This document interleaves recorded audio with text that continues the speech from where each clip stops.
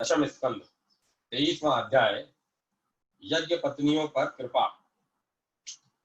ग्वाल बालों ने कहा, नैनाभिराम बलराम, तुम बड़े पराक्रमी हो।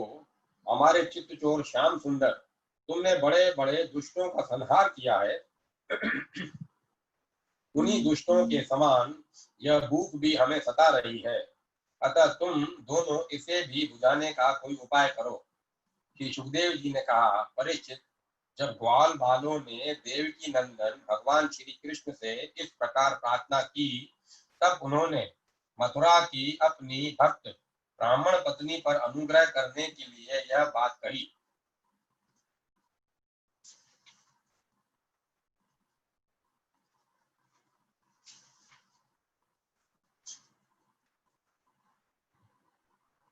मेरे प्यारे मित्रों, यहाँ से थोड़ी ही दूर पर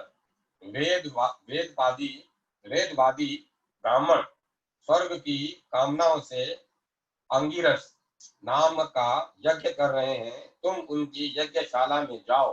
ग्वाल बालों, मेरे भेजने से वहां जाकर तुम लोग मेरे बड़े भाई भगवान श्री बलराम जी का और मेरा नाम लेकर कुछ थोड़ा सा भात भोजन की सामग्री मांग लाओ। जब भगवान ने ऐसी आज्ञा दी, तब ग्वाल बाल उन ब्राह्मणों की यज्ञशाला में गए और उनसे भगवान की आज्ञा के अनुसार ही अन्न मांगा। पहले उन्होंने पृथ्वी पर गिरकर दंडवत प्रणाम किया और फिर हाथ जोड़कर कहा, पृथ्वी के मूर्तिमान देवता ब्राह्मणों, आपका कल्याण हो। आपसे निवेदन है कि हम ब्रज के ग्वाले हैं। भगवान श्री कृष्ण और बलराम जी की आज्ञा से हम आपके पास आए हैं। आप हमारे आप हमारी बात सुने। भगवान बलराम और श्री कृष्ण गौवे चराते हुए यहाँ से थोड़ी ही दूर पर आए हुए हैं। उन्हें इस समय भूख लगी है और वे चाहते हैं कि आप लोग उन्हें थोड़ा सा भात दे दें। ब्राह्मणों, आप धर्म का मर्म जानते हैं। यदि आपकी श्रद्धा हो तो उन भोजनार्थियों के लिए कुछ भात दे दीजिए। सज्जनों, जिस यज्ञ दीक्षा में पशु बलि होती है, उसमें और स्त्रोत्रामणि यज्ञ में दीक्षित पुरुषों का अन्न नहीं खाना चाहिए। इनके अतिरिक्त और किसी भी समय किसी भी यज्ञ में दीक्षित पुरुष का भी अन्न खाने में कोई दोष नहीं है। परीक्षित, इस प्रकार भगवान के अन्न मांगने की बात सुनकर उन ब्राह्मणों ने उस पर कोई ध्यान नहीं दिया। वे चाहते तो स्वर्ग आदि तुच्छ फल और उनके लिए बड़े बड़े कर्मों के उलझे हुए उनके लिए बड़े बड़े कर्मों में उलझे हुए थे। वे चाहते थे स्वर्ग आदि तुच्छ फल और उनके लिए बड़े बड़े कर्मों में उलझे हुए थे। सच पूछो तो वे ब्राह्मण ज्ञान की दृष्टि से थे बालक ही, परंतु अपने को बड़ा ज्ञान वृद्ध मानते थे। परीक्षित, देश काल अनेक प्रकार की सामग्रियां भिन्न भिन्न कर्मों में विनियुक्त मंत्र अनुष्ठान की पद्धति त्रिविज ब्राह्म आदि यज्ञ कराने वाले अग्नि देवता यजमान यज्ञ और धर्म, इन सब रूपों में एकमात्र भगवान ही प्रकट हो रहे हैं। वे ही इंद्रियातीत पर ब्रह्म भगवान श्री कृष्ण स्वयं ग्वाल बालों के द्वारा हाथ मांग रहे हैं। परंतु इन मूर्खों ने, जो अपने को शरीर ही माने बैठे हैं, भगवान को भी एक साधारण मनुष्य ही माना और उनका सम्मान नहीं किया। परीक्षित, जब उन ब्राह्मणों ने हाँ या ना कुछ नहीं कहा, तब ग्वाल बालों की आशा टूट गई। वे लौट आए और यहाँ की सब बात उन्होंने श्री कृष्ण तथा बलराम से कह दी। उनकी बात सुनकर सारे जगत के स्वामी भगवान श्री कृष्ण हंसने लगे। उन्होंने ग्वाल बालों को समझाया कि संसार में असफलता तो बार बार होती ही है, उससे निराश नहीं होना चाहिए। बार बार प्रयत्न करते रहने से सफलता मिल ही जाती है। भगवान ने तो ग्वाल बालों से कहा, वो अपन सबसे भी यही बात अपने ऊपर लागू होती है। ये अपन इस बात को भी हृदय साफ कर दें। उनकी बात सुनकर सारे जगत के स्वामी भगवान श्री कृष्ण हंसने लगे। उन्होंने ग्वाल बालों को समझाया कि संसार में सफलता तो बार बार होती ही है। इससे उससे निराश नहीं होना चाहिए। बार बार प्रयत्न करते रहने से सफलता मिल ही जाती है। फिर उनसे कहा, मेरे प्यारे ग्वाल बालों, इस बार तुम लोग उनकी पत्नियों के पास जाओ और उनसे कहो कि राम और श्याम यहाँ आए हैं। तुम जितना चाहोगे उतना भोजन वे तुम्हें देंगी। वे मुझसे बड़ा प्रेम करती हैं, उनका मन सदा सर्वदा मुझ में लगा रहता है। अब की बार ग्वाल बाल पत्नी शाला में गए। वहां जाकर देखा तो ब्राह्मणों की पत्नियां सुंदर सुंदर वस्त्र और गहनों से सज धज कर बैठी हैं। उन्होंने द्विज पत्नियों को प्रणाम करके बड़ी नम्रता से यह बात कही, आप विप्र पत्नियों को हम नमस्कार करते हैं, आप कृपा करके हमारी बात सुने। भगवान श्री कृष्ण यहाँ से थोड़ी ही दूर पर आए हुए हैं और उन्होंने ही हमें आपके पास भेजा है। वे ग्वाल बाल और बलराम जी के साथ गौवे चराते हुए इधर बहुत दूर आ गए हैं। इस समय उन्हें और उनके साथियों को भूख लगी है। आप उनके लिए कुछ भोजन दे दें। परीक्षित, वे ब्राह्मणियां बहुत दिनों से भगवान की मनोहर लीलाएं सुनती थी। उनका मन उनमें लग चुका था। वे सदा सर्वदा इस बात के लिए उत्सुक रहती थी कि किसी प्रकार श्री कृष्ण के दर्शन हो जाए। श्री कृष्ण के आने की बात सुनते ही वे उतावली हो गईं। उन्होंने बर्तनों में यत्न स्वादिष्ट और हितकर भक्ष्य, भोज्य, लेहा लेव और चोष्य चारों प्रकार की भोजन सामग्री ले ली तथा भाई बंधु पति पुत्रों और पति तथा भाई बंधु पति पुत्रों के रोकते रहने पर भी अपने प्रियतम भगवान श्री कृष्ण के पास जाने के लिए घर से निकल पड़ी। ठीक वैसे ही जैसे नदियां समुद्र के लिए क्यों न हो। न जाने कितने दिनों से पवित्र कीर्ति भगवान श्री कृष्ण के गुण, लीला, सौंदर्य और माधुर्य आदि का वर्णन सुन सुनकर उन्होंने उनके चरणों पर अपना हृदय निछावर कर दिया था। ब्राह्मण पत्नियों ने जाकर देखा कि यमुना के तट पर नए नए कपोलों से शोभायमान अशोक वन में ग्वाल बालों से घिरे हुए बलराम जी के साथ श्री कृष्ण इधर उधर घूम रहे हैं। उनके सांवले शरीर पर सुनहला पीताम्बर झिलमिला रहा है, गले में वनमाला लटक रही है, मस्तक पर मोर पंख का मुकुट है, अंग अंग में रंगीन कर रखी धातुओं से चित्रकारी कर रखी है। नए नए कपोलों के गुच्छे शरीर में लगाकर नट का सा वेश बना रखा है। एक हाथ अपने सखा ग्वाल बालों के कंधे पर रखे हुए हैं और दूसरे हाथ से कमल का फूल नचा रहे हैं। कानों में कमल के कुंडल हैं, कपोलों पर घुंघराली अटके लटक रही है और मुख कमल मंद मंद मुस्कान की रेखा से प्रफुल्लित हो रहा है। परीक्षित, अब तक अपने प्रियतम श्याम सुंदर के गुण और लीलाएं अपने कानों से सुन सुनकर उन्होंने अपने मन को उन्हीं के प्रेम के रंग में रंग डाला था, उसी में सराबोर कर दिया था। अब नेत्रों के मार्ग से उन्हें भीतर ले जाकर बहुत देर तक वे मन ही मन उनका आलिंगन करती थी और इस प्रकार उन्होंने अपने हृदय की जलन शांत की। ठीक वैसे ही जैसे जागृत और स्वप्न अवस्थाओं की वृत्तियां यह मेरा इस भाव से जलती रहती हैं, परंतु सुषिप्त अवस्था सुषिप्ति अवस्था में उसके अभिमानी प्रज्ञा को पाकर उसी में लीन हो जाती हैं और उनकी सारी जलन मिट जाती है। प्रिय परीक्षित, भगवान सबके हृदय की बात जानते हैं, सबकी बुद्धियों के साक्षी हैं। उन्होंने जब देखा कि ये ब्राह्मण पत्नियां अपने भाई बंधु और पति पुत्रों के रोकने पर भी सब सगे संबंधियों और विषयों की आशा छोड़कर केवल मेरे दर्शन के लिए ललसा से ही मेरे दर्शनों की लालसा से ही मेरे पास आई हैं, तब उन्होंने उनसे कहा। उस समय उनके मुखारविंद पर हास्य की तरंगे अटखेलियां कर रही थी। भगवान ने कहा, महाभाग्यवती देवियों, तुम्हारा स्वागत है, आओ बैठो, कहो हम तुम्हारा क्या स्वागत करें। तुम लोग हमारे दर्शन की इच्छा से यहाँ आई हो, यह तुम्हारे जैसे प्रेम पूर्ण हृदय वालों के योग्य ही है। इसमें संदेह नहीं है कि संसार में अपनी सच्ची भलाई को समझने वाले जितनी समझने वाले जितने भी बुद्धिमान पुरुष है वे अपने प्रियतम के समान ही मुझसे प्रेम करते हैं और ऐसा प्रेम करते हैं कि जिसमें किसी प्रकार की कामना नहीं रहती, जिसमें किसी प्रकार का व्यवधान, संकोच, छिपाव, द्विधा या द्वेष द्वैत द्वैत नहीं होता। प्राण, बुद्धि, मन, शरीर, स्वजन, स्त्री, पुत्र और धन आदि संसार की सभी वस्तुएं जिसके लिए और जिसकी सानिध्य सन्निधि से प्रिय लगती हैं, उस आत्मा से, परमात्मा से, मुझ कृष्ण से बढ़कर और कौन प्यारा हो सकता है। इसीलिए तुम्हारा आना उचित ही है। मैं तुम्हारे प्रेम का अभिनंदन करता हूँ, परंतु अब तुम लोग मेरा दर्शन कर चुकी अब अपनी यज्ञशालाओं में लौट जाओ।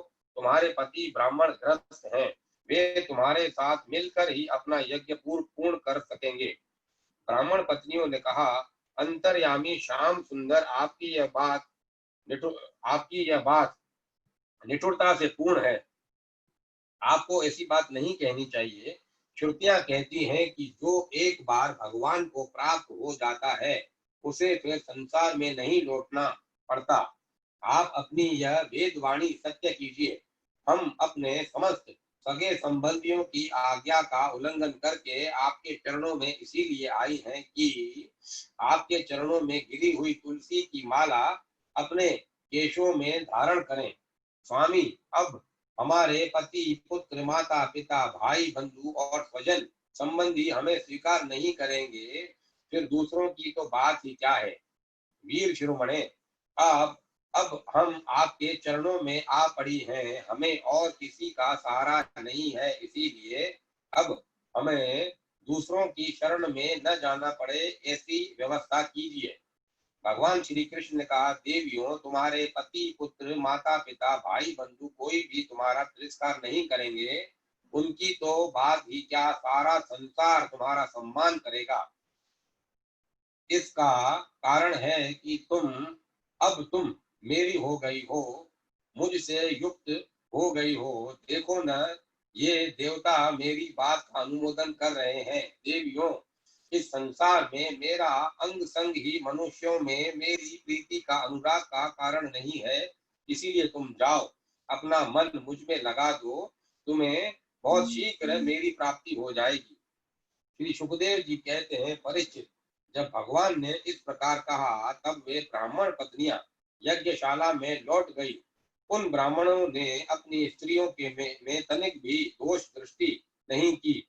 उनके साथ मिलकर अपना यज्ञ पूरा किया। उन स्त्रियों में से एक को आने के समय ही उसके पति ने बलपूर्वक रोक लिया था।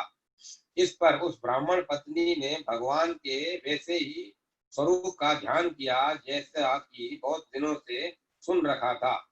जब उसका ध्यान जम गया तब मन ही मन भगवान का आलिंगन करके उसने कर्म के द्वारा बने हुए अपने शरीर को छोड़ दिया। शुद्ध सत्व में दिव्य शरीर से उसने भगवान की सन्निधि प्राप्त कर ली।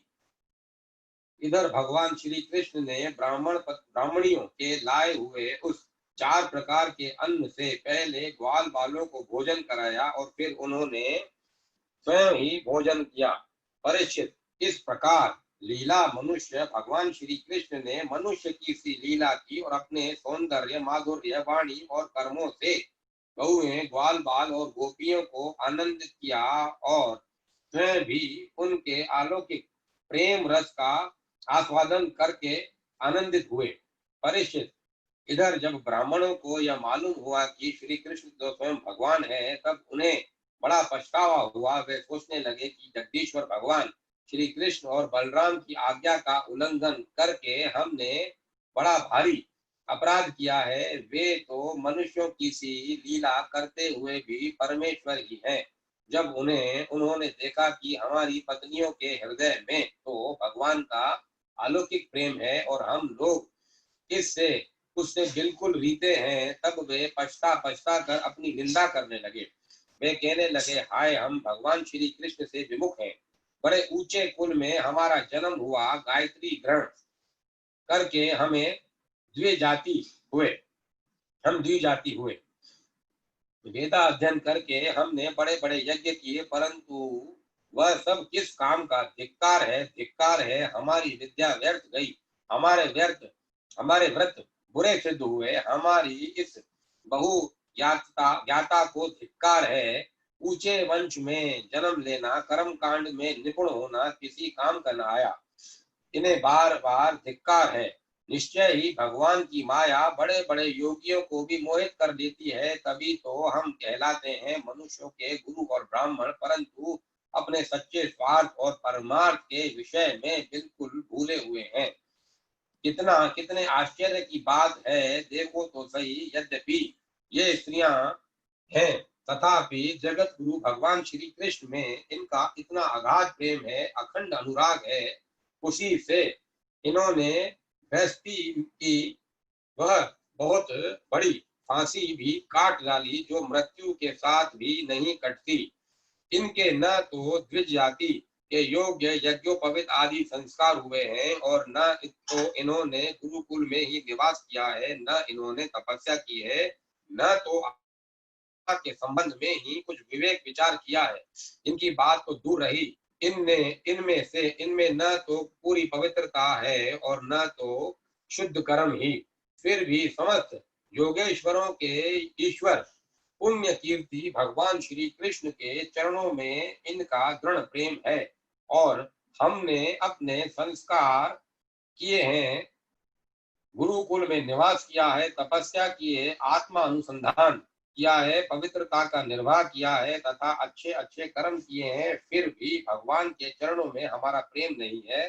सच्ची बात यह है कि हम लोग गृहस्थी के काम धंधों में मतवाले हो गए हैं, अपनी भलाई और बुराई को बिल्कुल भूल गए हैं। अहो भगवान की कितनी कृपा है।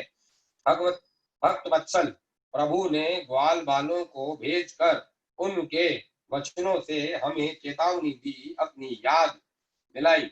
भगवान स्वयं पूर्ण काम है, और केवल मोक्ष पर्यंत जितनी भी कामनाएं होती हैं उनको पूर्ण करने वाले हैं। यदि हमें सचेत नहीं करना होता तो उनका हम शरीर के शूद्र जीवों से प्रयोजन ही क्या हो सकता था। अवश्य ही उन्होंने इसी उद्देश्य से मांगने का बहाना बनाया, अन्यथा उन्हें मांगने की भी भला क्या आवश्यकता थी। स्वयं लक्ष्मी अन्य सब देवताओं को छोड़कर और अपनी चंचलता, गर्व आदि दोषों का परित्याग कर केवल एक बार उनके चरण कमलों का स्पर्श पाने के लिए सेवा करती रहती हैं। वे ही प्रभु किसी के भोजन की याचना करें, किसी से भोजन की याचना करे, यह लोगों को मोहित करने के लिए नहीं तो क्या है। देश काल पृथक पृथक सामग्रियां उन उन कर्मों में विनियुक्त, मंत्र अनुष्ठान की पद्धति, ऋत्विज, अग्नि देवता, यजमान, यज्ञ और धर्म सब भगवान के ही स्वरूप हैं।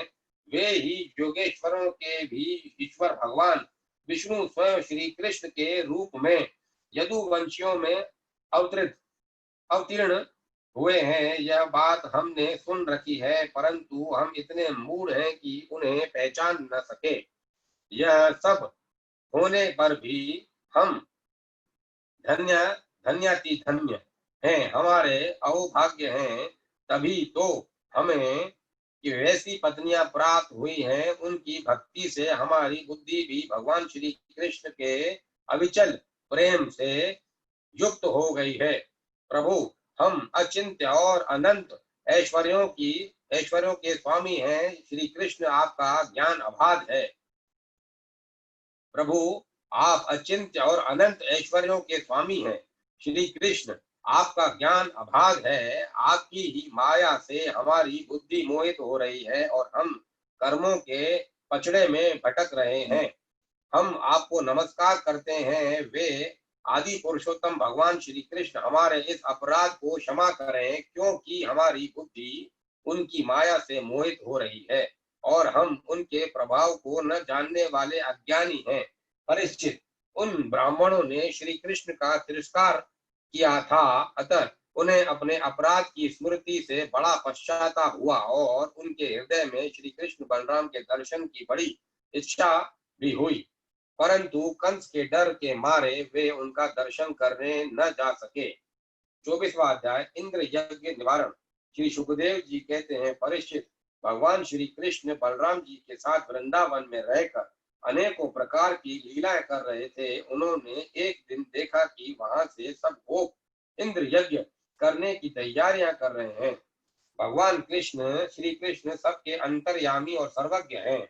उनमें उनसे कोई बात छिपी नहीं थी, वे सब जानते थे। फिर भी विनयवन होकर उन्होंने नंद बाबा आदि बड़े बूढ़े गोपों से पूछा, पिताजी, आप लोगों के सामने यह कौन सा बड़ा भारी काम, कौन सा उत्सव आप पहुंचा है?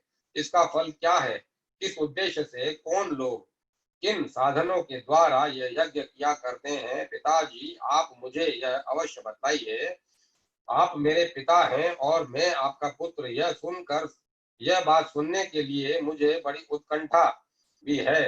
पिताजी, जो संत पुरुष सबको अपनी आत्मा मानते हैं और जिनकी दृष्टि में अपने और पराये का भेद नहीं है, जिनका न कोई मित्र है न शत्रु और न उदासीन, उनके पास छिपाने की तो कोई बात होती ही नहीं। परंतु यदि ऐसी स्थिति न हो तो रहस्य की बात शत्रु की भांति उदासीन से भी नहीं कहनी चाहिए। पिताजी, जो संत पुरुष सबको अपनी आत्मा मानते हैं, जिनकी दृष्टि में अपने और पराये का भेद नहीं है, जिनका न कोई मित्र है न शत्रु और न उदासीन, उनके पास छिपाने की कोई बात होती ही नहीं। परंतु यदि ऐसी स्थिति न हो तो रहस्य की बात शत्रुओं की भांति उदासीन से भी नहीं कहनी चाहिए। समान मित्र तो अपने समान ही कहा गया है, इसीलिए इससे कोई बात छिपाई नहीं जाती। यह संसारी मनुष्य समझे बेसमझे अनेकों प्रकार के कर्मों का अनुष्ठान करता है। उनमें से समझ कर करने वाले पुरुषों के कर्म जैसे फल होते हैं, वैसे बेसमझ के नहीं। अतः इस समय आप लोग तो क्रिया योग करने जा रहे हैं, वह सहृदयों के साथ विचारित शास्त्र सम्मत है अथवा लौकिक ही है, मैं यह सब जानना चाहता हूँ। आप कृपा करके स्पष्ट रूप से बतलाइए। सुना भगवान जी ने क्या बोला? भगवान जी ने बोला कि जो बात जो मैंने डबल पढ़ा था कि जिनके जो संत होते हैं, संत पुरुषों के तो वो सब में भगवान को ही देखते हैं। जो संत पुरुष होते हैं उनकी आत्मा जो होती है, उनकी दृष्टि में कोई अपना नहीं है, कोई पराया नहीं है, और उनके लिए न कोई मित्र है न कोई शत्रु है, वो और न उदासीन, न कोई ऐसा कोई है जो बिल्कुल विरक्त है, उदासीन अलग है, जो मेरा मित्र भी नहीं है, जो मेरा दुश्मन भी नहीं है, उस तरह से ऐसा कोई भी नहीं है। उनके पास छुपाने जैसी कोई बात नहीं होती है। और यदि कोई रहस्य वाली बात हो तो फिर वो उदासीन लोगों को भी नहीं बोलते हैं। अपन प्राय जाने अनजाने में कई बातें परिवार की, घर की, बच्चों की, ये बच्चा जिससे मतलब भी नहीं है, बच्चों के सामने कई बार बोल देते हैं, बच्चा तो पढ़ता ही नहीं है, तो इसका उसके ऊपर कुप्रभाव पड़ता है। भले वो नहीं पढ़ता हो, उसको बताने से क्या हो जाएगा, वो पढ़ना शुरू थोड़ी कर लेगा। लेकिन इन चीजों का अपन जाने अनजाने में ऐसा कर्म कर बैठते हैं कि उनके हृदय में वो चीज गांठ कर जाती है कि मेरी घर की बुराई करते हैं तो मैं अब इनको ऐसा होकर दिखाता हूँ। तो एक प्रतिशोध की भावना आ जाती है। और कई गाय बगाए अपन कभी किसी की बात भी करते हैं, अरे सुना है इसने तो ऐसा बोला, लेकिन मेरे को उन्होंने मना किया तो तुम्हें बता रही हूँ, पर तुम किसी को बताना मत। वो फिर उसको बता दिए, फिर दूसरे के पास जाएंगे, एक बात तो बताऊंगी तो तुम किसी को बताना मत, फिर उसको बता देंगे। ऐसी प्राय चंचल स्वभाव होता है कईयों का, वो जानबूझ के ऐसा नहीं करते, कोई वो वैर विरोध से नहीं कर रहे, उनके अंदर वो एक प्रवृत्ति उनकी ऐसी बन गई है। तो उनको होशियार होना चाहिए, इन चीजों से सीखना चाहिए। भगवान जो बोल रहे हैं, एक एक शब्द के पीछे बहुत बड़ा बड़ा रहस्य छुपा हुआ है। मैं फटाक से पढ़ तो जा रहा हूँ और फटाक से सुन भी ले रहे हूँ, इसलिए जहां जहां मुझे लग रहा है कि रुकना चाहिए, हालांकि मैं तो ये मान के चल रहा हूँ कि आप लोग सब लोग ध्यान से सुन रहे हो, मुझे रुकने की आवश्यकता नहीं है, फिर भी कभी मैं रुक जाता हूँ बोलने के लिए। तो जो बात रहस्य की होती है वो बात नहीं करनी चाहिए बाहर भी। तो इन्होंने बोला है कि मित्र जो है, मित्र तो अपने समान ही होता है। मित्र मतलब जिसकी तो ऐसा नहीं सबको, हर आदमी मिलने वाला, हर आदमी हाथ मिलाना दोस्त नहीं होता, हर आदमी गले लगना दोस्त नहीं होता। दोस्त एक अलग चीज होती है, मित्र एक अलग चीज होती है। उस चीज को आप भी समझ सकते हो। और मैं अगर बोलना चाहूँ तो व्यर्थ है, क्योंकि आपको मालूम ही है कि बर्फ को आइस बोलते हैं, या बर्फ को ठंडक ठंडक की बर्फ पहुंचाती है। मतलब मेरा इतना छोटा एग्जाम्पल देना भी मतलब वो वैसा ही है। तो कहने का तात्पर्य ये है कि जो बातें रखने योग्य हैं, चबा के खाने योग्य हैं, उसको चबा के खा जाओ। और जो जुगाली करने जैसी हैं, उनको चबा चबा के, जैसे गाय जुगाली करती है ना, अंदर खाए वो फिर निकाल के चबाती है, तो हर बातें जुगाली करने जैसी नहीं होती है। और जुगाली वाला गुण भगवान ने अपने को नहीं दिया, गाय को दिया है। तो इसीलिए बातों को, यहाँ वहाँ की बातों को छुपा दिया करो। पापा बोलते थे भाई, किसी का एक एक ऐब ढाकोगे तो भगवान तुम्हारे 100 ऐब ढाकेगा। तो किसी के ऐब है तो किसी को बताने से क्या उसके ऐब थोड़ी दूर हो जाएंगे? क्या मिल जाएगा आपको? क्या चला जाएगा उसका और आपका? इसीलिए अपने आत्माराम की तरह अपने आत्मा में मस्त रहा करो, मस्त राम की तरह मस्त रहा करो। यहाँ वहाँ की पचरे मत किया करो। पचरे करो तो भगवान की करो, पचरे करो तो ज्ञानवर्धक बातें करो। मैं यहाँ गई थी तो वो ऐसे बैठी थी, उस लड़के ने उससे ऐसा था बात की, मालूम? वो तो अपने लड़के की बड़ी तारीफ करती, लेकिन लड़का तो बड़ा बदतमीजी से बात करता है। क्या हो गया? सब बोलने से आपको क्या मिल गया? क्या वो सुधर गया? सुधारना चाह रहे थे क्या? क्या क्या यमराज हो? यमराज के दूत हो कि सबका लेखा जोखा अपने कागज में लिखोगे, किसने क्या बात की, किसने ऐसे नहीं ऐसे बात की? अपन यमराज के दूत नहीं, अपन यमदूत नहीं है। तो इसलिए ये पाप पुण्य का लेखा जोखा, अच्छी बुराई का लेखा जोखा उनको करने दो जिनको हिसाब करना है, अपनों को हिसाब नहीं करना भैया। और बाबा की बात, एक बात जो मुझे कही थी, किसी का एक ऐब ढाकोगे तो भगवान तुम्हारे 100 ऐब ढाकेगा। मैं भी कहा, भगवान की अच्छी अच्छी मस्त आनंद भरी लीला चल रही थी, मैं कहाँ घुस गया था। तो कहने का तात्पर्य था कि जो बातें हैं वो अपने साथ आत्मसात करनी चाहिए, राज को राज ही रहने दो, बोलना नहीं चाहिए।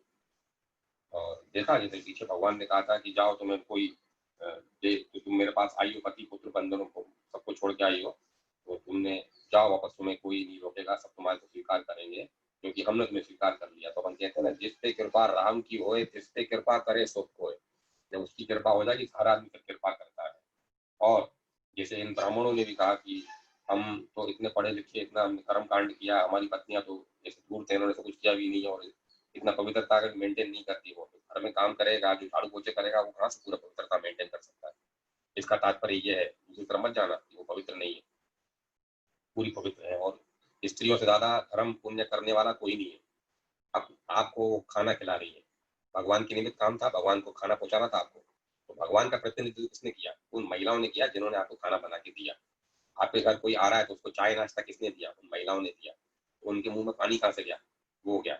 अपन तो त्योहार व्यवहार में, हनुमान जयंती में या नवरात्रों में या कोई भंडारे होते हैं वहां जाके, या मेलों में जाके लोगों को पानी पिलाते हैं, महीने 2 महीने, छठे 6 महीने एक बार। ये तो पुण्य रोज करती है। बच्चों को खिलाना, आपको खिलाना, आपको पिलाना, ये पुण्य नहीं है? उठते बैठते पुण्य करती है। इससे पवित्रता और क्या होगी? शुभ कर्मों की पुण्य, शुभ कर्मों की पवित्रता तो उनके अंदर है। शरीर की पवित्रता से क्या करना है? शरीर की पवित्रता भी है, ऐसा नहीं है।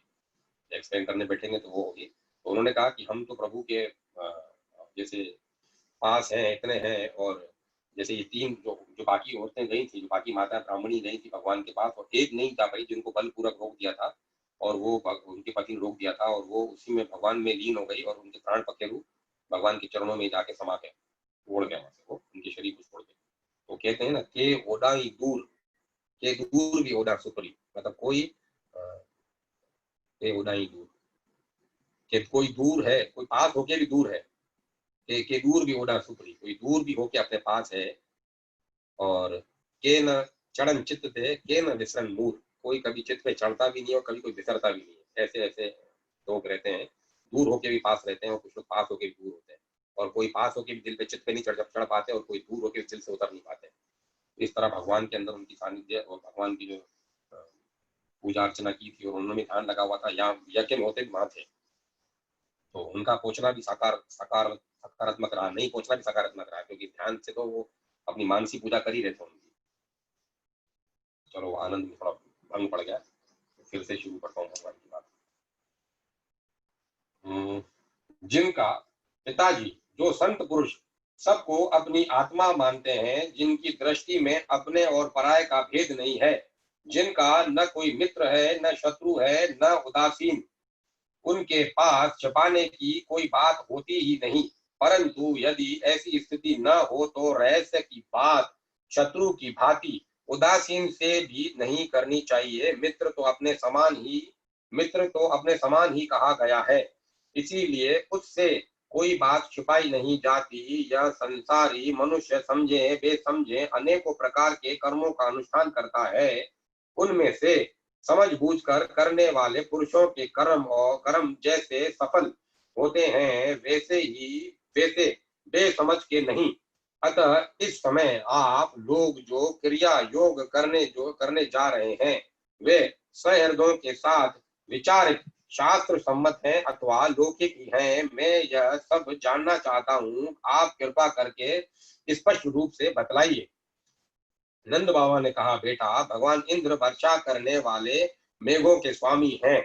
ये मेघ उन्हीं के अपने रूप हैं। वे समस्त प्राणियों को तृप्त करने वाला और जीवन दान देने करने वाला जल बरसाते हैं। मेरे प्यारे पुत्र, हम और दूसरे लोग भी उन्हीं मेघपति भगवान इंद्र की यज्ञों के द्वारा पूजा किया करते हैं। जिन सामग्रियों से यज्ञ होता है, वे भी उनके बरसाए हुए शक्तिशाली जल से ही उत्पन्न होती है। उनका यज्ञ करने के बाद जो कुछ बच रहता है, उसी अन्न से हम सब मनुष्य अर्थ, धर्म और काम रूप त्रिवर्ग की सिद्धि के लिए अपना जीवन निर्वाह करते हैं। मनुष्यों के खेती आदि प्रयत्नों के फल देने वाले इंद्र ही हैं। यह धर्म हमारी कुल परंपरा से चला आया है। जो मनुष्य काम, लोभ, भय अथवा द्वेषवश वे से परंपरागत धर्म को छोड़ देता है, उसका कभी मंगल नहीं होता। श्री सुखदेव जी कहते हैं, परीक्षित, ब्रह्मा, शंकर आदि के भी शासन करने वाले केशव भगवान ने नंद बाबा और दूसरे ब्रजवासियों की बात सुनकर इंद्र को क्रोध दिलाने के लिए अपने पिता नंद बाबा से कहा। श्री भगवान ने कहा, पिताजी, प्राणी अपने कर्म के अनुसार ही पैदा होता है और कर्म से ही मर जाता है। उसे उसके कर्म के अनुसार ही सुख, दुख, भय और मंगल के निमित्तों की प्राप्ति होती है। यदि कर्मों को ही सब कुछ न मानकर उनसे भिन्न जीवों के कर्म का फल देने वाला ईश्वर माना भी जाए, तो वह कर्म करने वालों को ही उनके कर्म के अनुसार फल दे सकता है। कर्म न करने वालों को इसकी प्रभुता नहीं चल सकती। मैं फिर से पढ़ रहा हूँ, ध्यान सुनना।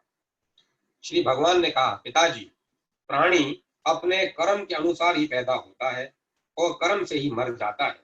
उसे उसके कर्म के अनुसार ही सुख, दुख, भय और मंगल के निमित्तों की प्राप्ति होती है।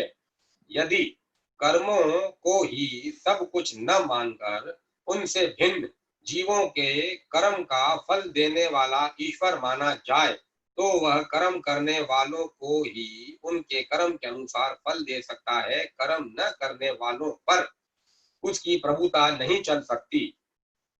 जब सभी प्राणी अपने अपने कर्मों का ही फल भोग रहे हैं, तब हमें इंद्र की क्या आवश्यकता है, पिताजी? जब वे पूर्व संस्कार के अनुसार प्राप्त होने वाले मनुष्यों के कर्म फल को बदल ही नहीं सकते, तब उनसे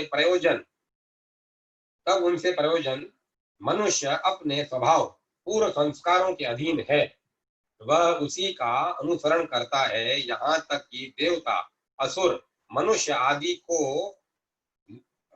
आदि को लिए हुए यह सारा जगत स्वभाव में ही स्थित है। जीव अपने कर्मों के अनुसार उत्तम और अधम शरीरों को ग्रहण करता है और छोड़ता रहता है। अपने कर्मों के अनुसार ही यह शत्रु है, यह मित्र है, यह उदासीन है, ऐसा व्यवहार करता है। कहाँ तक कहूँ, कर्म ही गुरु है और कर्म ही ईश्वर।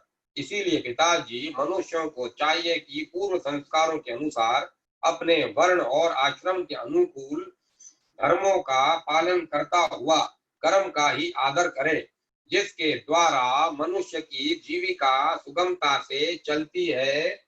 वही उसका इष्ट देव होता है। जैसे अपने विवाहित पति को छोड़कर जार पति का सेवन करने वाली विभचारिणी स्त्री कभी शांति लाभ नहीं करती, वैसे ही जो मनुष्य अपनी आजीविका चलाने वाले एक देवता को छोड़कर किसी दूसरे की उपासना करते हैं, उससे उन्हें कभी सुख नहीं मिलता। ब्राह्मण वेदों के अध्ययन अध्यापन से अध्ययन अध्यापन से, क्षत्रिय पृथ्वी पालन से, वैश्य वर्ता वृत्ति से और शूद्र ब्राह्मण क्षत्रिय और वैश्यों की सेवा से अपनी जीविका का निर्वाह करे। वैश्यों की वार्ता वृत्ति 4 प्रकार की है: कृषि, वाणिज्य, गोरक्षा और ब्याज लेना। हम लोग इन चारों में से एक केवल गोपालन ही सदा से करते आए हैं। पिताजी, इस संसार की स्थिति, उत्पत्ति और अंत के कारण क्रमशः सत्व गुण, रजोगुण और तमोगुण है। यह विविध प्रकार का समर्पण जगत यह विविध प्रकार का संपूर्ण जगत स्त्री पुरुष के संयोग से रजोगुण के द्वारा उत्पन्न होता है। उसी रजोगुण की प्रेरणा से मेघगण सब कहीं जल बरसाते हैं। उसी से अन्न और अन्न से ही सब जीवों की जीविका चलती है। इसमें भला इंद्र का क्या लेना देना है? वह भला क्या कर सकता है? पिताजी, न तो हमारे पास किसी देश का राज्य है और न तो बड़े बड़े नगर ही हमारे अधीन हैं। हमारे पास गांव या घर भी नहीं है। हम तो सदा के वनवासी हैं। वन और पहाड़ों में ही हमारे घर हैं। इसीलिए हम लोग गौओं, ब्राह्मणों और गिरिराज का यजन करने की तैयारी करें। इंद्र यज्ञ के लिए जो सामग्रियां इकट्ठी की गई हैं उन्हीं से इस यज्ञ का अनुष्ठान होने दें। अनेकों प्रकार के पकवान, खीर, हलवा, पुआ, पूरी आदि से लेकर मूंग की दाल तक बनाई जाए। ब्रज का सारा दूध एकत्र कर लिया जाए। वेदवादी ब्राह्मणों के द्वारा भली भांति हवन करवाया जाए तथा उन्हें अनेक प्रकार के अन्न, गौएं और दक्षिणाएं दी जाए। और भी चांडाल, पतित और कुत्तों तक को यथा योग्य वस्तुएं देकर गायों को चारा दिया जाए और फिर गिरिराज को भोग लगाया जाए। बाद खूब प्रसाद खा पीकर सुंदर सुंदर वस्त्र पहनकर गहनों से सजा धजा लिया जाए और चंदन लगाकर गो, ब्राह्मण, अग्नि तथा गिरिराज गोवर्धन की प्रदक्षिणा की जाए। पिताजी, मेरी तो ऐसी ही सम्मति है। यदि आप लोगों को रुचे तो ऐसा ही कीजिए। ऐसा यज्ञ गो, ब्राह्मण और गिरिराज को तो प्रिय होगा ही, मुझे भी बहुत प्रिय है। श्री सुखदेव जी कहते हैं, परीक्षित, कालात्मा भगवान की इच्छा थी कि इंद्र का घमंड चूर चूर कर दें। नंद बाबा आदि गोपों ने उनकी बात सुनकर बड़ी प्रसन्नता से स्वीकार कर ली। भगवान श्री कृष्ण ने जिस प्रकार का यज्ञ करने को कहा था वैसा ही यज्ञ उन्होंने आरंभ किया। पहले ब्राह्मणों से स्वस्ति वाचन कराकर उसी सामग्री से गिरिराज और ब्राह्मणों को सादर भेंटें दी और गौओं को हरी हरी घास खिलाई। इसके बाद नंद बाबा आदि गोपों ने गौओं को आगे करके गिरिराज की प्रदक्षिणा की। ब्राह्मणों का आशीर्वाद प्राप्त करके वे और गोपियां भली भांति श्रृंगार करके और बैलों से जुती गाड़ियों पर सवार होकर भगवान श्री कृष्ण की लीलाओं का गान करती हुई गिरिराज की परिक्रमा करने लगी। भगवान श्री कृष्ण गोपों को विश्वास दिलाने के लिए गिरिराज के ऊपर एक दूसरे विशाल शरीर धारण करके प्रकट हो गए तथा मैं गिरिराज हूँ इस प्रकार कहते हुए सारी सामग्री आरोगने लगे। भगवान श्री कृष्ण ने अपने उस स्वरूप को दूसरे ब्रजवासियों के साथ स्वयं भी प्रणाम किया और कहने लगे, देखो कैसा आश्चर्य है, गिरिराज ने साक्षात प्रकट होकर हम पर कृपा की है। ये चाहे जैसा रूप धारण कर सकते हैं। जो वनवासी जीव इनका निरादर करते हैं उन्हें ये नष्ट कर डालते हैं। आओ अपना और गायों का कल्याण करने के लिए इन गिरिराज को हम नमस्कार करें। इस प्रकार भगवान श्री कृष्ण की प्रेरणा से नंद बाबा आदि बड़े बूढ़े गोपों ने गिरिराज, गो और ब्राह्मणों का विधि पूर्वक पूजन किया और फिर श्री कृष्ण के सब श्री कृष्ण के साथ सब ब्रज में लौट आए। 25वां अध्याय, गोवर्धन धारण। श्री सुखदेव जी कहते हैं, परीक्षित, जब इंद्र को पता लगा कि मेरी पूजा बंद कर दी गई है, तब वे नंद बाबा आदि गोपों पर बहुत ही क्रोधित हुए, परंतु उनके क्रोध करने से होता क्या? उन गोपों के रक्षक तो स्वयं भगवान श्री कृष्ण थे। इंद्र को अपने पद का बड़ा घमंड था। वे समझते थे कि वे मैं ही त्रिलोकी का ईश्वर हूँ। उन्होंने क्रोध से तिल मिलाकर प्रलय करने वाले मेघों के सांवर्तक नामक गणों को ब्रज पर चढ़ाई करने की आज्ञा दी और कहा, ओ इन जंगली वालों को इतना घमंड, सचमुच यह धन का ही नशा है। भला देखो तो सही, एक साधारण मनुष्य कृष्ण के बल पर उन्होंने मुझ देवराज का अपमान कर डाला। जैसे पृथ्वी पर बड़े ही मंद बुद्धि पुरुष भव सागर से पार जाने के सच्चे साधन ब्रह्म विद्या को तो छोड़ देते हैं और नाम मात्र की टूटी हुई नाव से कर्म में यज्ञों से इस घोर संसार सागर को पार करना चाहते हैं।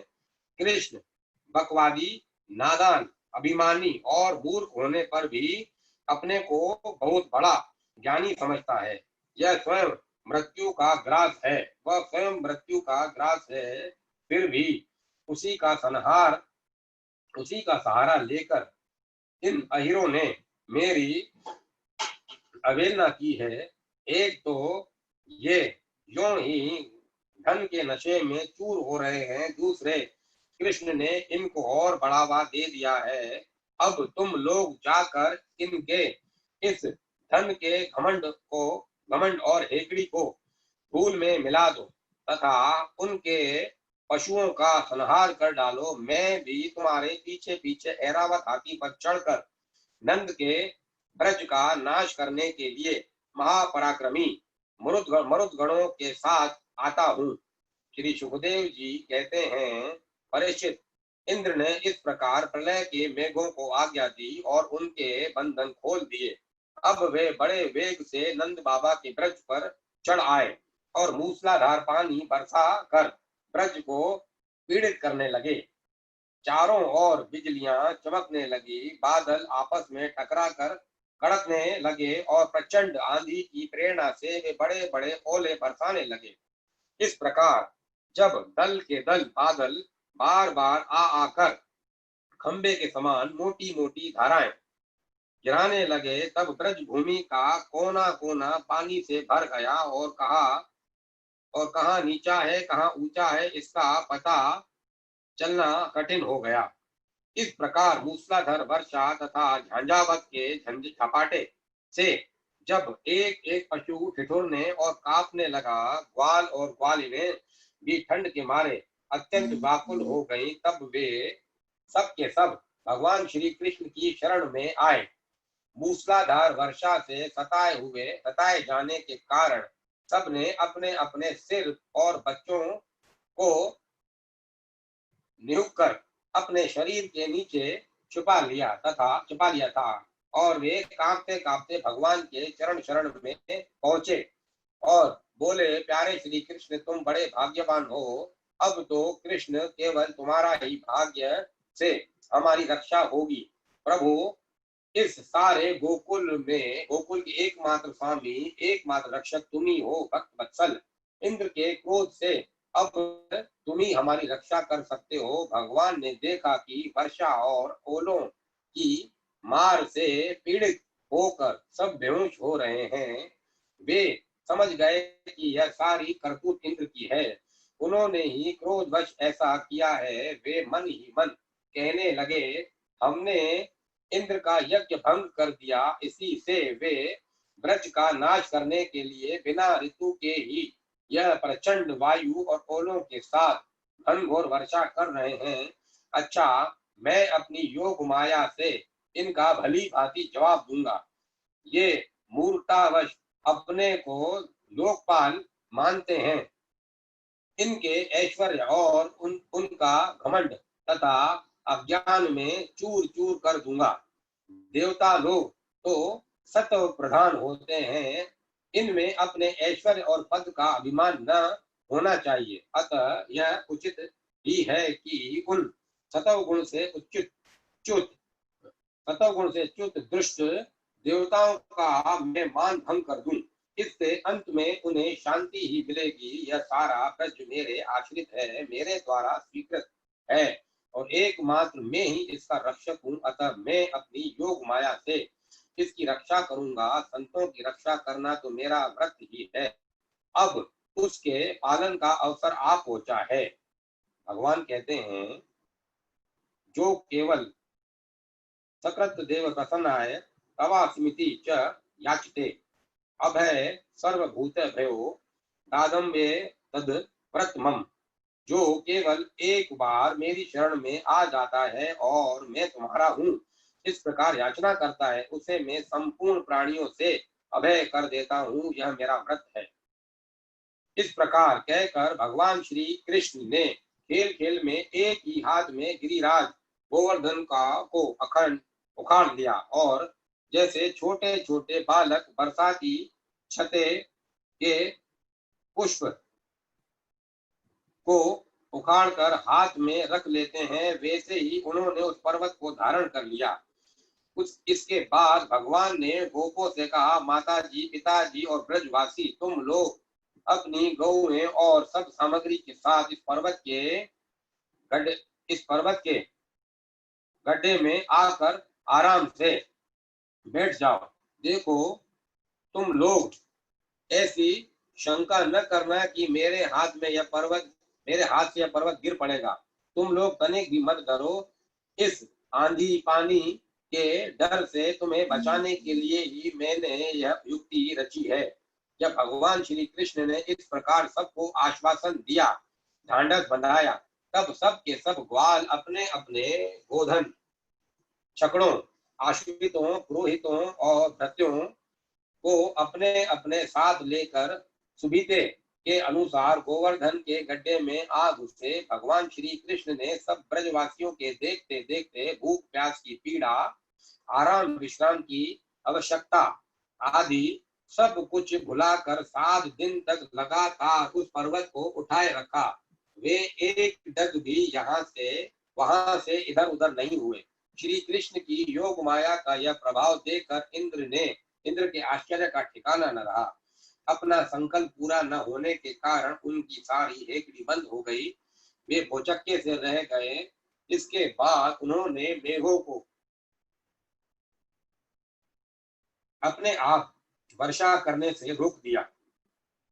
जब गोवर्धनधारी भगवान श्री कृष्ण ने देखा कि यह भयंकर आंधी और घनघोर वर्षा बंद हो गई, आकाश के बादल छट गए और सूर्य दिखने लगे, तब उन्होंने गोपों से कहा, मेरे प्यारे गोपों, अब तुम लोग निडर हो जाओ और अपनी स्त्रियों, गोधन और बच्चों के साथ बाहर निकल जाओ। देखो, अब आंधी पानी बंद हो गया है तथा नदियों का पानी भी उतर गया। भगवान की ऐसी आज्ञा पाकर अपने अपने गोधन, स्त्रियों, बच्चों और बूढ़ों को साथ ले तथा अपनी सामग्री छकड़ों पर लाद कर धीरे धीरे सब लोग बाहर निकल आए। सर्वशक्तिमान भगवान श्री कृष्ण ने भी सब प्राणियों के देखते देखते खेल खेल में ही गिरिराज को पूर्वत उसके स्थान पर रख दिया। ब्रजवासियों का हृदय प्रेम के आवेग से भर रहा था। पर्वत को रखते ही वे भगवान श्री कृष्ण के पास दौड़े आए। कोई उन्हें हृदय से लगाने और कोई चूमने लगा। सब ने उनका सत्कार किया। बड़ी बूढ़ी गोपियों ने बड़े आनंद और स्नेह से दही, चावल, जल आदि से उनको मंगल तिलक किया और उन्मुक्त हृदय से शुभ आशीर्वाद दिए। यशोदा रानी, रोहिणी जी, नंद बाबा और बलवानों में श्रेष्ठ बलवान बलराम जी ने स्नेह आतुर होकर श्री कृष्ण को हृदय से लगा लिया तथा आशीर्वाद दिए। परीक्षित, उस समय आकाश में स्थित देवता, सांध्य, सिद्ध, गंधर्व और चारण आदि प्रसन्न होकर भगवान की स्तुति करते हुए उन पर फूलों की वर्षा करने लगे। राजन, स्वर्ग में देवता लोग शंख और नौबत बजाने लगे। तंबूर आदि गंधर्व राज भगवान की मधुर लीला का गान करने लगे। इसके बाद भगवान श्री कृष्ण ने ब्रज की यात्रा की। उनके बगल में बलराम जी चल रहे थे और उनके प्रेमी ग्वाल बाल उनकी सेवा कर रहे थे। उनके साथ ही प्रेममयी गोपियां भी अपने हृदय को आकर्षित करने वाले, उसमें प्रेम जगाने वाले भगवान की गोवर्धन धारण आदि लीलाओं का गान करती हुई बड़े आनंद से ब्रज में लौट आई। 26वां अध्याय। नंद बाबा से गोपों की श्री कृष्ण के प्रभाव के विषय में बातचीत। श्री सुखदेव जी कहते हैं, परीक्षित, ब्रज में गोप भगवान श्री कृष्ण के ऐसे अलौकिक कर्म देखकर बड़े आश्चर्य में पड़ गए। उन्होंने भगवान की अनंत शक्ति का तो पता था नहीं उन्हें भगवान की अनंत शक्ति का तो पता था नहीं। वे इकट्ठे होकर आपस में इस प्रकार कहने लगे, इस बालक के ये कर्म बड़े अलौकिक हैं। इसका हमारे जैसे गंवार प्राणियों ग्रामीणों में जन्म लेना तो इसके लिए बड़ी निंदा की बात है। यहाँ यह भला कैसे उचित हो सकता है, जैसे गजराज कोई कमल उखाड़ कर उसे ऊपर उठा ले और धारण करे, वैसे ही इस नन्हे से 7 वर्ष के बालक ने एक ही हाथ में गिरिराज गोवर्धन को उखाड़ लिया और खेल खेल में 7 दिनों तक उठाए रखा। यह साधारण मनुष्य के लिए भला कैसे संभव है। जब यह नन्हा सा बच्चा था, उस समय बड़ी भयंकर राक्षसी पूतना आई और उसने आंखें बंद किए किए ही उसका स्तन तो पिया ही प्राण भी पी डाले। ठीक वैसे ही जैसे काल शरीर की आयु को निगल जाता है। जिस समय यह केवल 3 महीने का था और छकड़े के नीचे सोकर रो रहा था, उस समय रोते रोते उसने ऐसा पांव उछाला कि उसकी ठोकर से वह बड़ा भारी छकड़ा उलटकर गिर ही पड़ा। उस समय तो यह 1 ही वर्ष का था। जब दैत्य भवंडर के रूप में इसे बैठे बैठे आकाश में उड़ा ले गया था, तब सब जानते ही हो कि उसने उस तृणाव्रत दैत्य को गला घोट कर मार डाला। उस दिन की बात तो सभी जानते ही हैं। माखन चोरी करने पर यशोदा जी ने इसे ओखले से बांध दिया था। यह घुटनों के बल वेंकैया खींचते खींचते उन दोनों विशाल अर्जुन वृक्षों के बीच में से निकल गया और उन्हें उखाड़ ही डाला।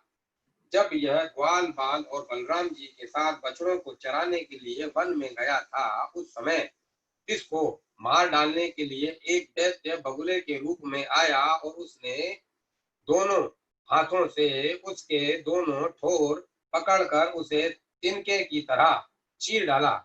जिस समय इसको मार डालने की इच्छा से एक दिन एक दैत्य बछड़े के रूप में बछड़ों के झुंड में घुस गया था, उस समय उसने उस दैत्य को खेल ही खेल में मार डाला और उसे केत के पेड़ों पर पटक कर उन पेड़ों को भी गिरा दिया। इसने बलराम जी के साथ मिलकर गधे के रूप में रहने वाले धेनुकासुर तथा उसके भाई बंधुओं को मार डाला और पके हुए फलों से पूर्ण तालवन को सबके लिए उपयोगी और मंगलमय बना दिया।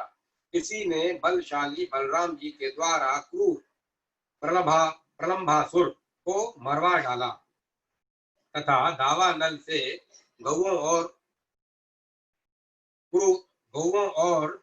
और ग्वाल बालों को उबार लिया। यमुना जल में रहने वाला कालिया नाग कितना विषैला था, परंतु इसने उसका भी मान मर्दन कर उसे बलपूर्वक दह से निकाल दिया और यमुना जी का जल सदा के लिए विष रहित अमृत में बना दिया। नंद जी, हम यह भी देखते हैं कि तुम्हारे इस सांवले बालक पर हम सभी ब्रजवासियों का अनंत प्रेम है और इसका भी हम पर स्वाभाविक ही स्नेह है। क्या आप बतला सकते हैं कि इसका क्या कारण है भला? कहाँ कहाँ तो यह 7 वर्ष का नन्हा सा बालक और कहाँ इतने बड़े गिरिराज को 7 दिनों तक उठाए रखना। ब्रजराज, इसी से तो हमारे पुत्र के संबंध में हमें बड़ी शंका हो रही है। नंद बाबा ने कहा, गोपों, तुम लोग सावधान होकर मेरी बात सुनो। मेरे बालक के विषय में तुम्हारी शंका दूर हो जाए, क्योंकि महर्षि गर्ग ने इस बालक को देखकर इसके विषय में ऐसा ही कहा था। तुम्हारा यह बालक प्रत्येक युग में शरीर ग्रहण करता है।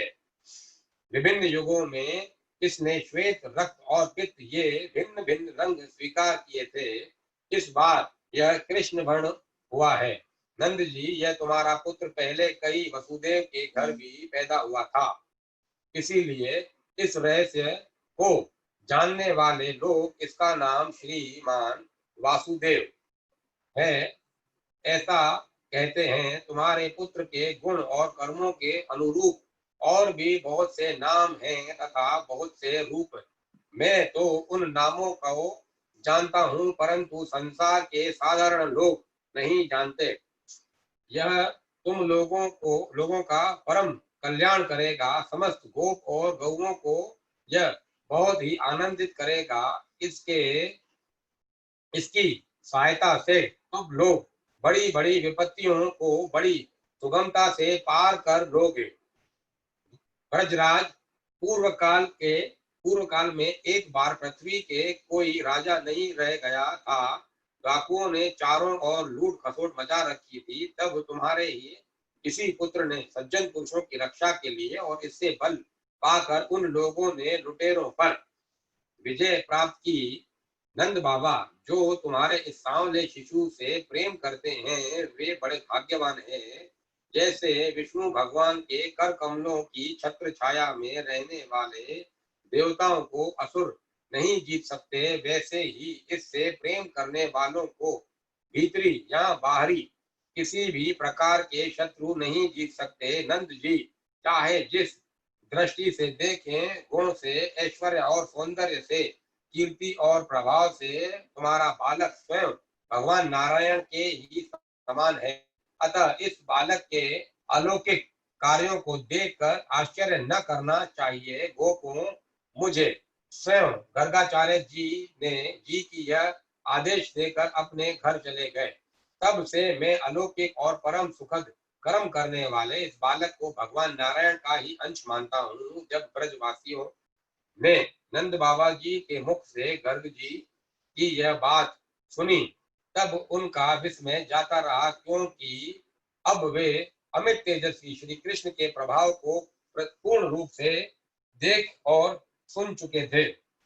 आनंद में भरकर उन्होंने नंद बाबा और श्री कृष्ण की भूरी भूरी प्रशंसा की। जिस समय अपना यज्ञ भंग हो जाने के कारण इंद्र क्रोध के मारे आग बबूला हो गए थे और मूसलाधार वर्षा करने लगे थे, उस समय वज्रपात, अलोकी अलोकी बौछार और प्रचंड आंधी से स्त्री पुरुष और ग्वाले अत्यंत पीड़ित हो गए थे। अपनी शरण में रहने वाले ब्रजवासियों की यह दशा देखकर भगवान का हृदय करुणा से भर आया, परंतु फिर एक नई लीला रचने के विचार से वे तुरंत ही मुस्कुराने लगे।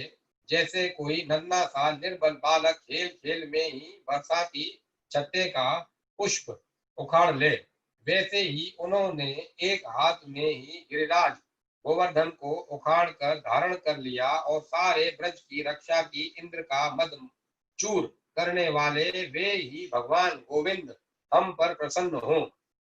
27वां अध्याय श्री कृष्ण का अभिषेक। श्री सुखदेव जी कहते हैं, परीक्षित, जब भगवान श्री कृष्ण ने गिरिराज गोवर्धन को धारण करके मूसलाधार वर्षा से ब्रज को बचा लिया, तब उनके पास गोलोक से कामधेनु बधाई देने के लिए और स्वर्ग से देवराज इंद्र अपने अपराधों को क्षमा कराने के लिए आए। भगवान का तिरस्कार करने के कारण इंद्र बहुत ही लज्जित थे, इसीलिए उन्होंने एकांत स्थान में भगवान का जाकर अपने सूर्य के समान तेजस्वी मुकुट से उनके चरणों का स्पर्श किया। परम तेजस्वी भगवान श्री कृष्ण का प्रभाव देख सुनकर इंद्र का यह घमंड जाता रहा और मैं ही तीनों लोकों का स्वामी हूँ, अब उन्होंने हाथ जोड़कर उनकी स्तुति की। इंद्र ने कहा, भगवान, आपका स्वरूप परम शांत, ज्ञानमय, रजोगुण से तथा तमोगुण से रहित एवं विशुद्ध, अप्रकृत, सत्वमय है। यह गुणों के प्रवाह रूप से प्रतीत होने वाला परपंच केवल माया में है, क्योंकि आपका स्वरूप न जानने के कारण ही आप में इसकी प्रतीति होती है। जब आपका संबंध अज्ञान और उसके कारण प्रतीत होने वाले देहादि से है ही नहीं, फिर उन देह आदि की प्राप्ति के कारण तथा उन्हीं से होने वाले लोभ क्रोध आदि दोष को आप में हो ही कह सकते हैं। प्रभु, इन दोषों का होना तो अज्ञान का लक्षण है। इस प्रकार यद्यपि अज्ञान और उससे होने वाले जगत से आपका कोई संबंध नहीं है, फिर भी धर्म की रक्षा और दुष्टों का दमन करने के लिए आप अवतार ग्रहण करते हैं और निग्रह अनुग्रह भी करते हैं। आप जगत के पिता, गुरु और स्वामी हैं। आप जगत का नियंत्रण करने के लिए दंड धारण किए हुए दुस्तर काल हैं। आप अपने भक्तों की लालसा पूर्ण करने के लिए स्वच्छंदता से लीला शरीर प्रकट करते हैं, और जो लोग हमारी तरह अपने को ईश्वर मान बैठते हैं, उनका मान मर्दन करते हुए अनेकों प्रकार की लीलाएं करते हैं। प्रभु, जो मेरे जैसे अज्ञानी और अपने को जगत का ईश्वर मानने वाले हैं, वे जब देखते हैं कि बड़े बड़े भय के अवसरों पर भी आप निर्भय रहते हैं, तब वे अपना घमंड छोड़ देते हैं और गर्व रहित होकर संत पुरुषों के द्वारा सेवित भक्ति मार्ग का आश्रय लेकर आपका भजन करते हैं। प्रभु, आपकी एक एक चेष्टा दुष्टों के लिए दंड विधान है। प्रभु, मैंने ऐश्वर्य के मद से चूर होकर आपका अपराध किया है, क्योंकि मैं आपकी शक्ति और प्रभाव के संबंध में बिल्कुल अनजान था। परमेश्वर, आप कृपा करके मुझ मूर्ख अपराधी का यह अपराध क्षमा करें और ऐसी कृपा करें कि मुझे फिर कभी ऐसे दुष्ट अज्ञान का शिकार न होना पड़े। स्वयं प्रकाश इंद्रियातीत परमात्मा आपका यह अवतार इसीलिए हुआ है कि जो असुर सेनापति केवल अपना पेट पालने में ही लग रहे हैं और पृथ्वी के लिए बड़े भारी भार के कारण बन रहे हैं, उनका वध करके उन्हें मोक्ष दिया जाए, और जो आपके चरणों के सेवक हैं, आज्ञाकारी भक्तजन हैं, उनका अभ्युदय हो, उनकी रक्षा हो। भगवान, मैं आपको नमस्कार करता हूँ। आप सर्व अंतर्यामी पुरुषोत्तम तथा सर्वात्मा वासुदेव हैं। आप यदुवंशियों के एकमात्र स्वामी, भक्त वत्सल एवं सबके चित्त को आकर्षित करने वाले हैं। मैं आपको बार बार नमस्कार करता हूँ। आपने जीवों के समान कर्मवश होकर नहीं, स्वतंत्रता से अपने भक्तों की तथा अपनी इच्छा के अनुसार शरीर स्वीकार किया है। आपका यह शरीर भी विशुद्ध ज्ञान स्वरूप है। आप सब कुछ हैं, सबके कारण हैं और सबके आत्मा हैं। मैं आपको बार बार नमस्कार करता हूँ। भगवान, मेरे अभिमान का अंत नहीं है और मेरा क्रोध भी बहुत ही तीव्र मेरे वश के बाहर है। जब मैंने देखा कि मेरा यज्ञ तो नष्ट हो कर दिया गया है, तब मैंने मूसलाधार वर्षा और आंधी के द्वारा सारे ब्रजमंडल को नष्ट कर देना चाहा। परंतु प्रभु, आपने मुझ पर बहुत ही अनुग्रह किया है। मेरी चेष्टा व्यर्थ होने से मेरे घमंड की जड़ उखड़ गई। आप मेरे स्वामी हैं, गुरु हैं और मेरे आत्मा हैं।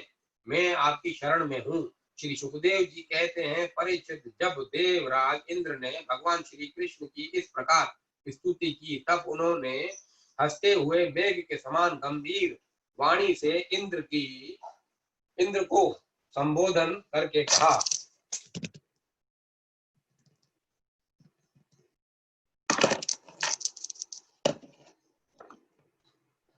इंद्र को संबोधन करके कहा, श्री कृष्ण ने कहा, इंद्र, तुम ऐश्वर्य और धन संपत्ति के मद से पूरे पूरे मतवाले हो रहे थे। इसीलिए तुम पर अनुग्रह करके ही मैंने तुम्हारा यज्ञ भंग किया है। यह इसीलिए कि अब तुम मुझे नित्य निरंतर स्मरण रख सको। जो ऐश्वर्य और धन संपत्ति के मद से अंधा हो जाता है, वह यह नहीं देखता कि मैं काल रूप परमेश्वर हाथ में दंड लेकर उसके सिर पर सवार हूँ। मैं जिस पर अनुग्रह करना चाहता हूँ उसे ऐश्वर्य भ्रष्ट कर देता हूँ। इंद्र, तुम्हारा मंगल हो। अब तुम अपनी राजधानी अमरावती में जाओ और मेरी आज्ञा का पालन करो। अब कभी घमंड न करना। नित्य निरंतर मेरी सन्निधि का, मेरे संयोग का अनुभव करते रहना और अपने अधिकार के अनुसार उचित रीति से मर्यादा का पालन करना। परीक्षित, भगवान इस प्रकार आज्ञा दे ही रहे थे कि मनुष्यनी कामधेनु ने अपनी संतानों के साथ गोप वेशधारी परमेश्वर श्री कृष्ण की वंदना की और उनको संबोधित करके कहा। कामधेनु ने कहा, सचिदानंद स्वरूप श्री कृष्ण, आप महायोगी योगेश्वर हैं। आप स्वयं विश्व हैं, विश्व के परम कारण हैं, अच्युत हैं। संपूर्ण विश्व के स्वामी आपको अपने रक्षक के रूप में प्राप्त कर हम सनात हो गए। संपूर्ण विश्व के स्वामी आपको अपने रक्षक के रूप में प्राप्त कर हम सनात हो गई। आप जगत के स्वामी हैं, परंतु हमारे तो परम पूजनीय आराध्य देव ही हैं। प्रभु, इंद्र त्रिलोकी के इंद्र हुआ करें, परंतु हमारे इंद्र तो आप ही हैं। अतः आप ही गौ, ब्राह्मण, देवता और साधु जनों की रक्षा के लिए हमारे इंद्र बन जाइए। हम गौए ब्रह्मा जी की प्रेरणा से आपको अपना इंद्र मानकर अभिषेक करेंगी। विश्वात्मन, आपने पृथ्वी का भार उतारने के लिए ही अवतार धारण किया है। श्री सुखदेव जी कहते हैं, परीक्षित, भगवान श्री कृष्ण ऐसा कहकर कामधेनु से अपने दूध से और देवताओं की प्रेरणा से देवराज इंद्र ने ऐरावत की सूंड के द्वारा लाए हुए आकाश गंगा के जल से देव ऋषियों के साथ यदुनाथ श्री कृष्ण का अभिषेक किया और उन्हें गोविंद नाम से संबोधित किया। उस समय वहां नारद, तंबुरु आदि गंधर्व, विद्याधर, सिद्ध और चारण पहले से ही आ गए थे। वे समस्त संसार के पाप ताप को मिटा देने वाले भगवान के लोक मैला पर लोक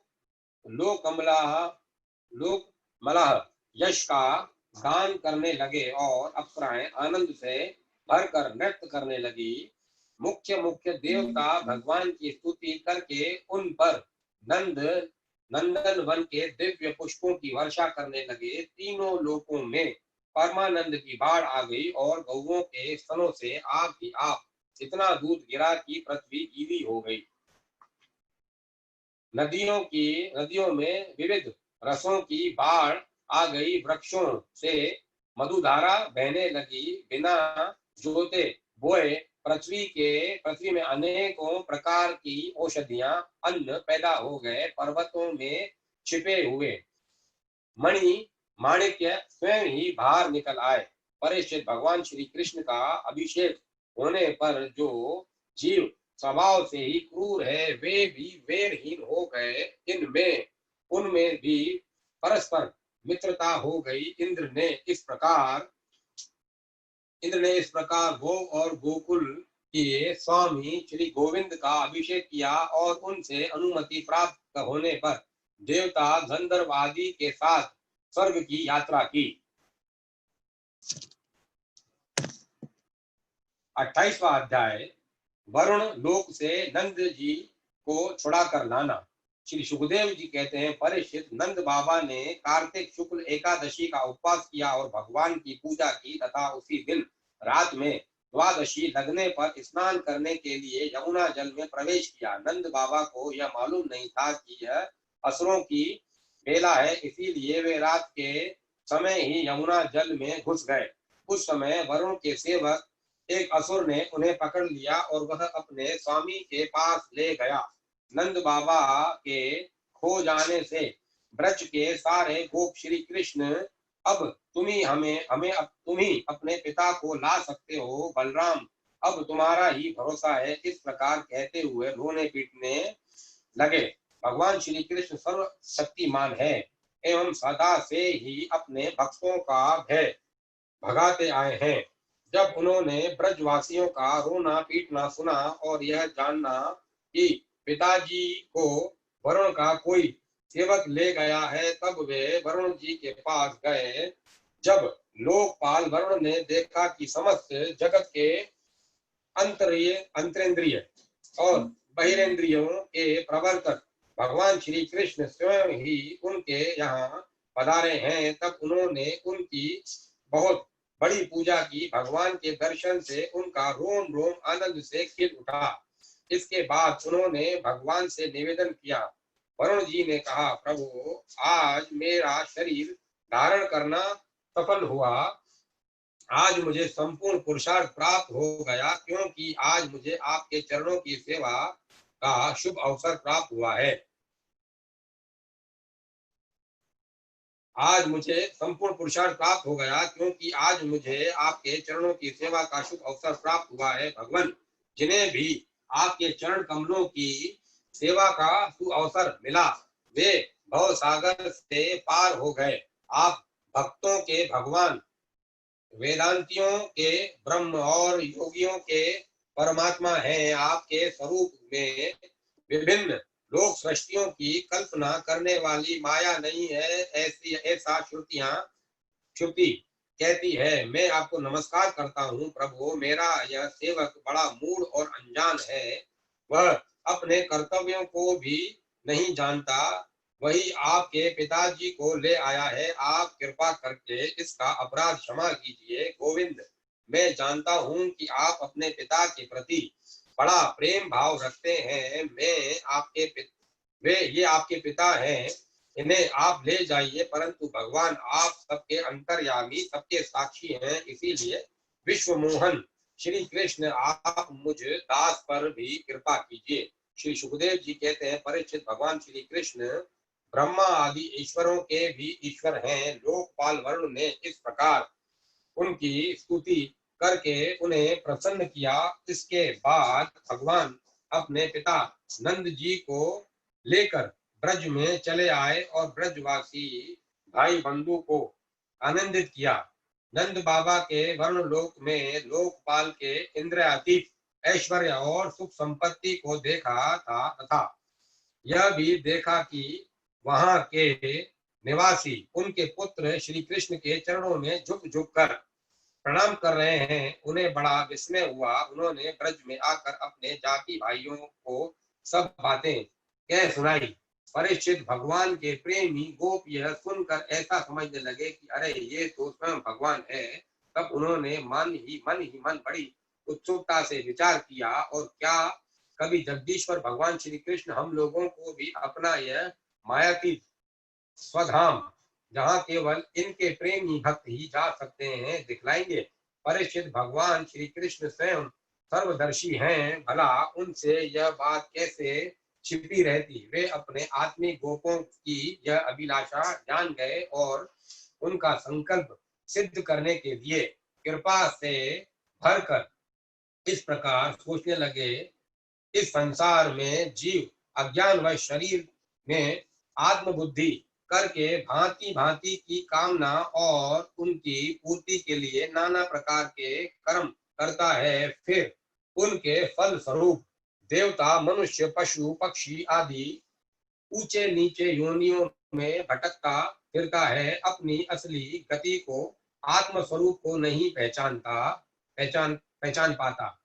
परम दयालु भगवान श्री कृष्ण ने इस प्रकार सोचकर उन गोपों को माया अंधकार से अतीत अपना परम धाम दिखलाया। भगवान ने पहले उनको उस ब्रह्म का साक्षात्कार कराया जिसका स्वरूप सत्य, ज्ञान, अनंत, सनातन और ज्योति स्वरूप है, तथा समाधि निष्ठ गुणातीत पुरुष ही जिसे देख पाते हैं। जिस जलाशय में अक्रूर को भगवान ने अपना स्वरूप दिखलाया था, उसी ब्रह्म स्वरूप ब्रह्महद में भगवान उन गोपों को ले गए। वहां उन लोगों ने उसमें डुबकी लगाई। वे ब्रह्महद में प्रवेश कर गए। तब भगवान ने उसमें से उनको निकालकर अपने परम धाम का दर्शन कराया। इस दिव्य भगवत स्वरूप लोगों को देखकर नंद आदि गोप परमानंद में मगन हो गए। वहां उन्होंने देखा कि हमारे वेद मूर्तिमान होकर भगवान श्री कृष्ण की स्तुति कर रहे हैं। यह देखकर वे सब के सब परम विस्मित हो गए।